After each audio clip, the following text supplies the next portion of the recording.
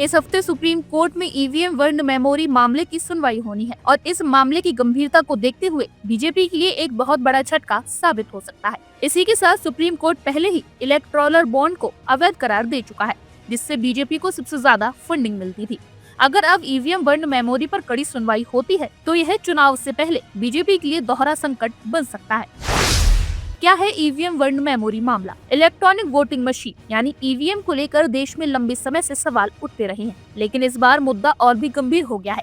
EVM वर्ण memory का मतलब यह है कि एक बार जब ईवीएम में वोटिंग पूरी हो जाती है तो उसकी मेमोरी को वर्ण यानी स्थायी रूप से लॉक कर दिया जाता है ताकि उसमें कोई छेड़छाड़ न हो सके। लेकिन हाल ही में कुछ रिपोर्ट्स और याचिकाओं में यह आरोप लगाया गया है कि कुछ मामलों में ईवीएम की वर्ण मेमोरी को बदला जा सकता है, यानी वोटिंग डेटा के साथ छेड़छाड़ संभव हो सकती है। सुप्रीम कोर्ट में मामला क्यों अहम? इस हफ्ते सुप्रीम कोर्ट में चीफ जस्टिस संजीव खन्ना की अध्यक्षता में इस मामले की सुनवाई होने जा रही है। पिछली सुनवाई में सीजेआई संजीव खन्ना ने इस मामले में काफी सख्त रवैया अपनाया था और साफ तौर पर कह दिया था कि यदि ईवीएम में किसी भी तरह की गड़बड़ी संभव पाई गई तो यह लोकतंत्र के लिए गंभीर खतरा होगा।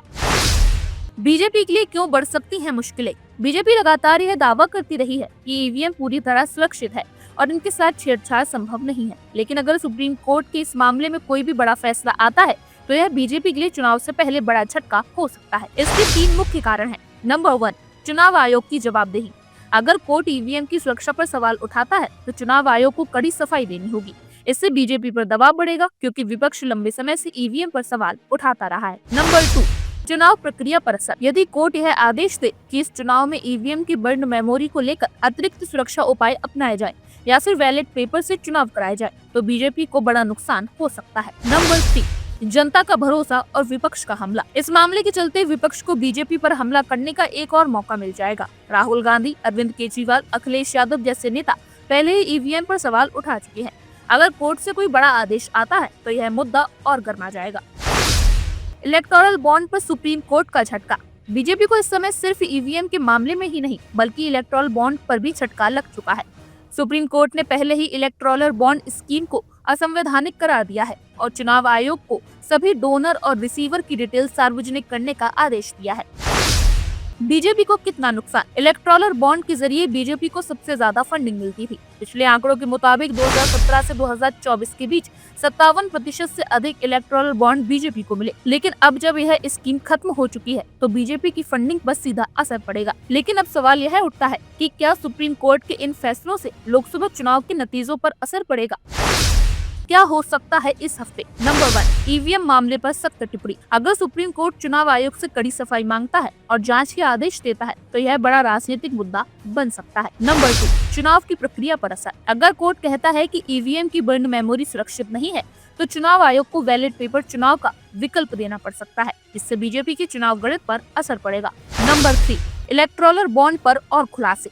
अगर चुनाव आयोग इलेक्टोरल बॉन्ड से जुड़े सभी डेटा सार्वजनिक करता है तो पता चलेगा कि बीजेपी को किन कंपनियों ने पैसा दिया और बदले में उन्हें क्या मिला। बीजेपी की रणनीति क्या होगी? बीजेपी इस मामले को ज्यादा तूल नहीं देना चाहती, लेकिन विपक्ष इसे बड़ा मुद्दा बना सकता है। बीजेपी और चुनाव आयोग को यह दावा कर सकते हैं कि ईवीएम पूरी तरह सुरक्षित है और अदालत को तकनीकी विशेषज्ञों के जरिए संतुष्ट करने की कोशिश की जाएगी। बीजेपी यह तर्क दे सकती है कि इलेक्टोरल बॉन्ड पारदर्शिता बढ़ाने के लिए थे और अन्य पार्टियों को भी इसका फायदा मिला। बीजेपी यह आरोप लगा सकती है कि विपक्ष हार के डर से ईवीएम और इलेक्टोरल बॉन्ड जैसे मुद्दे उछाल रहा है। विपक्ष का पलटवार। विपक्ष पूरी तरह हमलावर हो सकता है। राहुल गांधी, अगर ईवीएम सुरक्षित है तो कोर्ट में सरकार को डर क्यों लग रहा है? अरविंद केजरीवाल, चुनाव में निष्पक्षता जरूरी है, बीजेपी की पोल खुलने वाली है। अखिलेश यादव, बीजेपी की पूरी राजनीति ईवीएम और पैसे की ताकत पर टिकी है, दोनों पर सुप्रीम कोर्ट की नजर है।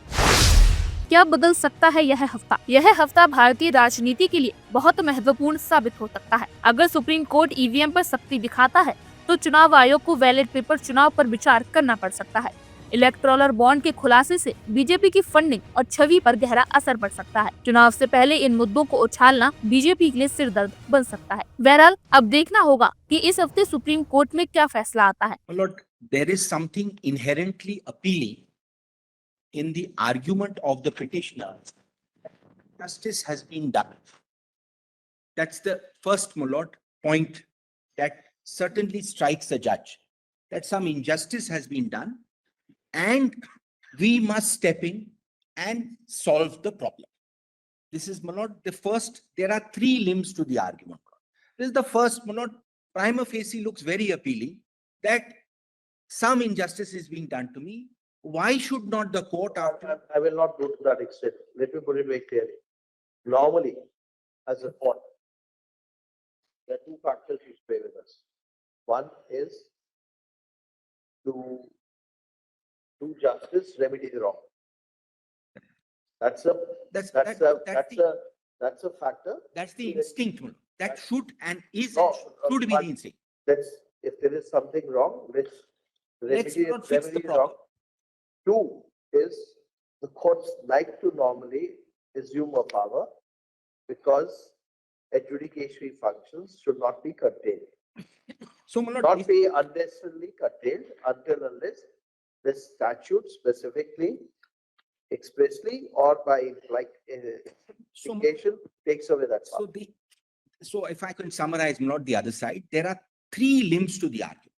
One is, if there is some injustice, court's power should not be curtailed. The court ought to, as a matter of justice, step in and fix the problem. This is proposition one, my lord, which itself I will say something on. Proposition two is, if that be the case, then maybe 34 does not have the word vary or modification. However, in order to, my lord, support proposition one, I will persuade the bench to read it in one of three ways. One is adding words, one possible submission. Second is read it in 34(1) as part of setting aside. Second possible interpretation, according to me, my lord, the one which we will have to deal with. And third, forget 34(1), let us read it in 151. So this is point two, my lord. So point one is the court should have the power. Point two is, if the court has the power, these are one of three methods to do it.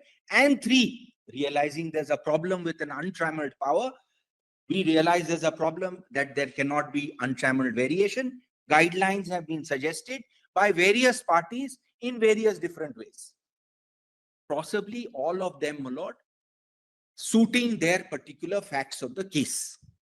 So everybody has their own, my lord, guideline, which perhaps will fit whatever factual background that particular individual has to place or perceived injustice. Lord, we are in a position, my lord, as the learned solicitor, my lord, we are not here on any particular set of facts. There are weighty arguments. You are appearing for whom?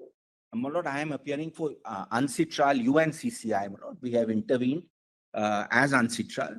There are weighty arguments, my lord, which have been made on the other side, no doubt, my lord. But I will just, my lord, I think we should step back a little, because I think, my lord, we are proceeding on a bit of a misconception, which is this. My lord, we are treating this as an appeal from a judgment. In our mind, my lord, in the court's mind, that the thinking is that this is in some way an appeal from a decision by a inferior court. And, my lord, there are at least, I'll attend, my lord. My lord, there are at least 3 or 4 aspects which your lordships will consider before coming to the next question is, when can you attack an award? So, my lord, what is critical here is that an award is a baby of a private dispute. It is supposed to be out of the system. It is not supposed to be in the system. It is supposed to be out of the system. There are some implications here. My lord, an award is meant to be final and binding. Very important. It has to be final and binding. It is a consensual process. The moment the arbitrator finishes, his mandate gets over. Consent is over. Subject to, of course, correction and remand. The mandate is over under Article 32. The arbitral tribunal becomes functus officio. So, my lord, there are 2 policy aspects to an award which are not there in a lower court judgment. One is party autonomy, and I'll explain what is the relevance, because I think this is crucial. And secondly, my lord, finality. You go into arbitration, nobody is forcing you, my lord. We have to proceed on the basis that nobody is forcing you to go to arbitration. It is a consensual process. The consequence of this, which has not been, my lord, probably appreciated by the other side, is an arbitrator can be wrong. और आप हमसे जुड़े रहने के लिए subscribe करें YouTube पर, follow करें Twitter पर और लाइक करें Facebook पर। और ज्यादा जानकारी के लिए आपको टाइप करना होगा सिर्फ न्यूज़ नशा।